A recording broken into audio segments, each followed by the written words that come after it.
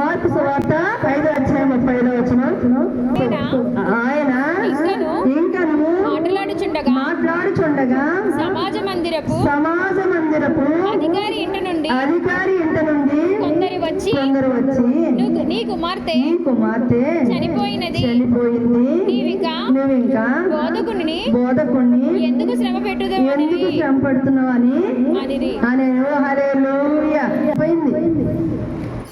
ఇంక బోధకుడిని ఇంక శ్రమ పెట్టకు, ఇంటికి తీసుకెళ్ళక్కర్లేదు, ఆల్రెడీ నీ కుమార్తె చనిపోయింది అన్నాడు. దేవుడు ఏం చేశాడు? యాయిరు, నీ విశ్వాసాన్ని విడవకు, దేవుడు నీకు చేస్తాడు అనే విశ్వాసాన్ని నువ్వు విడకు అని యాయిరు ఇంటికి వెళ్ళగానే చిన్నదానా లేకంటే ఏమైంది? వేసి కూర్చుంది. ఈరోజు భయంకరమైన నువ్వు క్యాన్సర్ 4th స్టేజ్ లో ఉన్నావా? దేవుడు నిన్ను రక్షించువాడు.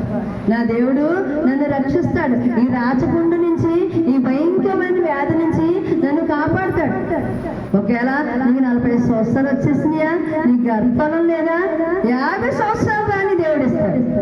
దేవుడు ఇచ్చే దేవుడిని నమ్మాలి. దేవుడు నాకు గర్భాన్ని ఇస్తాడు. నీ బిడ్డ పెళ్లి జరగట్లేదా?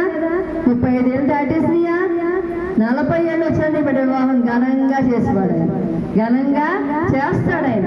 ఇక నీ అప్పుల్లోతు ఇంక ఈ లోయ నుంచి బయటపడి అనుకున్నావా? తీర్చేస్తాడు ఆయన. అలా నమ్మాలండి. దేవుడు స్వస్థత ఇస్తాడు. నా ఇంట స్వస్థత మమ్మల్ని ఉంటాడు. మాకు ఇంకా రోగాలు ఉండవు. రాపాగా ఈరోజు నేను దేవుడిని తీసుకెళ్ళిపోతున్నాను.